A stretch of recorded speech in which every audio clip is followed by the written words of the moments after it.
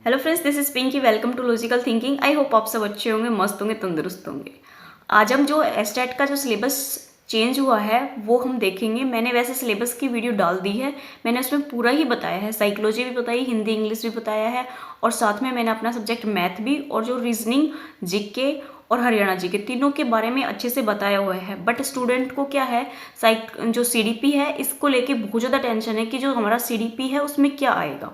तो सीडीपी के लिए आज मैंने ये वीडियो बनाई है। सीडीपी का आपको एक एक लाइन मैंने वहाँ से जो सिलेबस है ना वहाँ से लेके बिल्कुल ही क्लियर लिख दी और इंग्लिश और हिंदी में दोनों में बना दी ताकि आपको जरा सी भी कन्फ्यूजन ना हो। और जो स्टूडेंट्स डर रहे हैं ना सिलेबस को देख के, उनको डरने की बिल्कुल भी ज़रूरत नहीं है। मुझे भी पहले लगा कि बहुत ज़्यादा सिलेबस दे दिया, बहुत कुछ दे दिया है।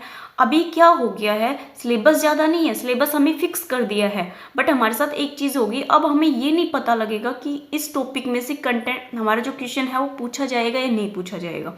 इस चीज़ की थोड़ी सी वो हो गई। अभी जो इतने सालों से जो पेपर आ रहे थे उनको एनालाइज करके हमें ये हो गया था कि हमें इन टॉपिक्स को कराना है, इनमें से हमेशा क्वेश्चन पूछे जाते हैं। तो अब आपको क्या कर दिया, फिक्स कर दिया उसने।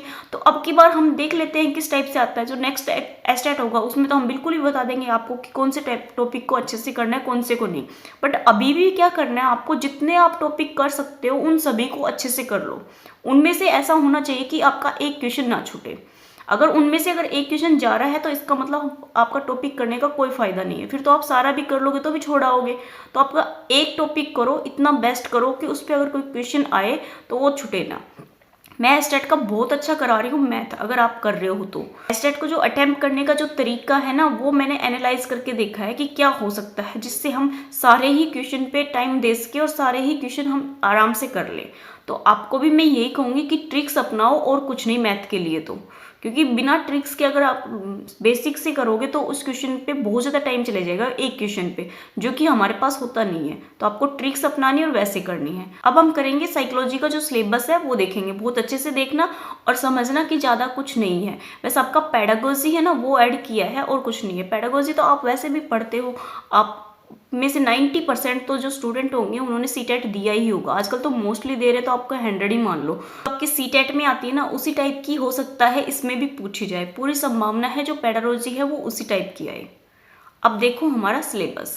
सिलेबस किसका है, चाइल्ड डेवलपमेंट एंड पेडागोजी। जो हमारी सीडीपी है ना उसका सिलेबस है ये, ठीक है, ओनली सीडीपी का। और मैंने आपको सारे ही दे दिए हैं, आपने देख भी ली होगी। अब देखो concept of development and it's relationship with learning. आपको क्या करना है, विकास की जो अवधारणाएं हैं सीखने के साथ उनका संबंध।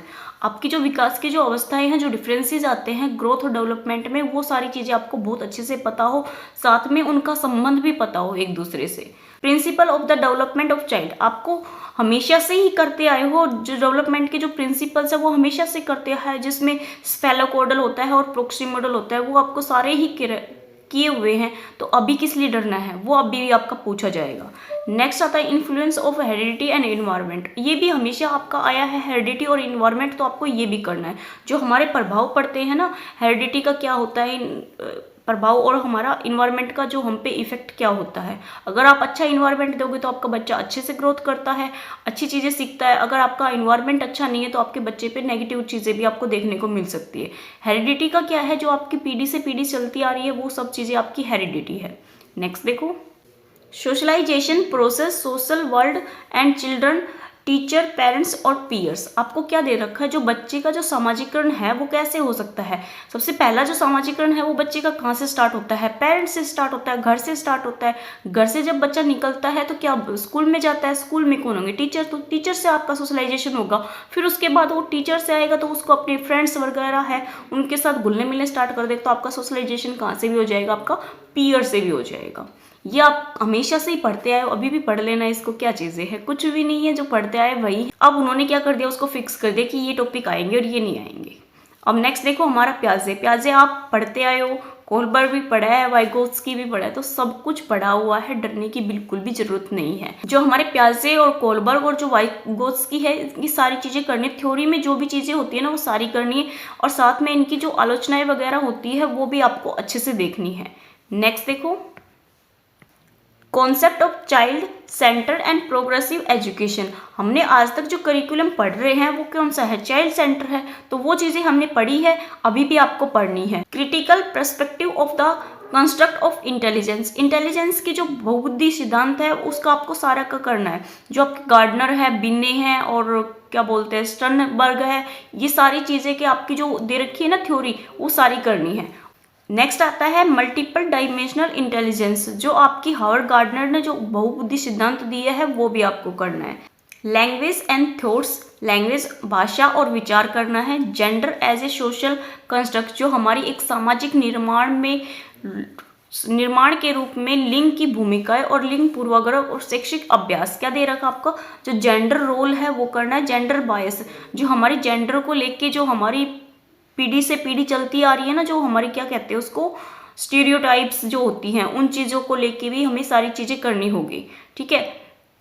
शिक्षार्थियों के बीच व्यक्तिगत अंतर, जो इंडिविजुअल डिफरेंस होते हैं हमारे, वो किस आधार पे हो सकते हैं, भाषा के आधार पे भी, जाति के भी, लिंग के, समुदाय के, धर्म आदि की विविधताओं के आधार पर मतभेदों को समझना। जो हमारे जेंडर बायस इंडिविजुअली जो डिफरेंस होते हैं वो हमारे किस आधार पे हो सकते हैं, वो हमारे हो सकते हैं लैंग्वेज के आधार पे हो।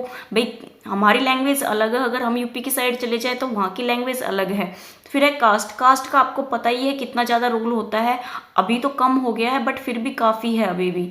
जेंडर लड़का और लड़की को करके या थर्ड जो पर्सन होता है उसको करके कितनी सारी प्रॉब्लम्स आती है। कम्युनिटी क्या है, आपका जो कम्युनिटी बनी हुई है उसमें आपकी जो लैंग्वेज है या व्यक्तिगत जो डिफरेंस है वो कैसे आते हैं, वो चीज़ है। रिलीजन, अगर हमारा धर्म अलग है, हम हिंदू हैं और कोई मुस्लिम है, तो उन दोनों के बीच में जो डिफरेंस है हमारे, वो सारी चीज़ें करनी है। नेक्स्ट आता है मेरा सीखने के मूल्यांकन और सिखाने के मूल्यांकन के बीच में अंतर। अब देखो, जो assessment of learning, assessment for learning, assessment as learning, assessment in learning, वो आपको सारे अच्छे से क्लियर होने चाहिए। ठीक है। स्कूल आधारित मूल्यांकन, जो आपका स्कूल में जो मूल्यांकन होते हैं ना जितने भी टाइप्स के, वो सारे आपको अच्छे से आने चाहिए। नेक्स्ट आता है सतत और व्यापक मूल्यांकन, प्रक्षेपण और अभ्यास, जो आपका CCE है वो भी आपको अच्छे से करना है। अब जो CCE पे जो बेस है वो क्वेश्चन बहुत ज़्यादा आते हैं, कॉम्प्रीहेंशन और क्या है आपका कंटिन्यूस, ये आपका बहुत ज़्यादा इंपॉर्टेंट रहा है और है अभी भी, तो अच्छे से करना है। नेक्स्ट देखो, शिक्षार्थियों की तैयारी के स्तर का आकलन करने के लिए उचित प्रश्न तैयार करना। जो आप असेसमेंट करते हो उसी को अच्छे से आकलन करना, जो स्टूडेंट है उसका अच्छे से आकलन करने के लिए जो आपके प्रश्न हैं, जो आपके क्वेश्चन हैं, वो भी इस तरीके से तैयार करना है जो स्टूडेंट का जो आकलन कर रहे हो वो सही हो। कक्षा में सीखने और आलोचनात्मक सोच को बढ़ावा देना, जो आपकी क्रिएटिविटी है ना उस चीज़ को बढ़ावा देना, और शिक्षार्थियों की उपलब्धियों का आकलन कर दिया। जो बच्चे ने अचीव किया है उसका भी आप आकलन कर पाओ, और जो आप स्टूडेंट ने अचीव नहीं किया है उनका भी आकलन कर पाओ। इसका मतलब ये है जो आपने क्वेश्चन पेपर बनाया है वो इस तरीके से हो कि जो विद्यार्थी है, जो स्टूडेंट है, उसका एक बेस्ट तरीके से आकलन हो सके, मूल्यांकन हो सके। ओके। नेक्स्ट देखो, कॉन्सेप्ट ऑफ इंक्लूसिव एजुकेशन, जो आपका समावेशी शिक्षा है उसकी अवधारणाएं हैं और विशेष आवश्यकता वाले बच्चों की समझ, जो आपकी स्पेशल नीड्स वाले जो स्टूडेंट हैं उनको भी आपको इंक्लूड कर दिया है और उनको भी देखना है। जो उनकी नीड्स है उसके अकॉर्डिंग आपको बनाना है। अब ये एग्जामिनर पे डिपेंड करता है कि वो इसे डायरेक्ट क्वेश्चन देता है या आपको कोई सिचुएशन दे देगा, उस पर बताएगा जो स्पेशल नीड वाले स्टूडेंट है उसको आप क्या प्रोवाइड कर सकते हो या आप उनके लिए क्या कर सकते हो। नेक्स्ट आता है हमारा वंचित और वंचित सहित विविध पृष्ठभूमि के विद्यार्थियों को संबोधित करना। अब आपके जो स्टूडेंट्स हैं वो कई तरीके के होते हैं, कई बच्चे ऐसे होते हैं जिन तक एजुकेशन नहीं पहुंचती या जो पेरेंट्स होते हैं वो स्कूल में नहीं भेज पाते, तो उन बच्चों के लिए आप क्या कर सकते हो, या आप कह सकते हो उनको पढ़ाने के लिए जो आपके मेथड है वो कितने अच्छे हैं। ओके। नेक्स्ट देखो हमें क्या दे रखा है, सीखने की कठिनाइयों का विकलांगता आदि वाले बच्चों की जरूरतों को संबोधित करने वाले प्रभावशाली, रचनात्मक और विशेष रूप से सक्षम विद्यार्थियों को संबोधित करना। सीखने की कठिनाइयाँ, विकलांगता आदि वाले बच्चों की जरूरतों को संबोधित करना, जो आपके जो सीखने में असमर्थ हैं, जो चल फिर नहीं चल सकते या बोलने में है, जिनको सुनने में है, जो आपके हेयरिंग वाले होते हैं, या फिर आपको क्या बोलते हैं किसी भी वजह से उनकी जो बॉडी है उसमें डिसऑर्डर पाया जाता है, तो उन बच्चों के लिए भी आप कुछ कर पाओ या उन बच्चों को आप संबोधित करो तो आप उनके लिए क्या कर सकते हो।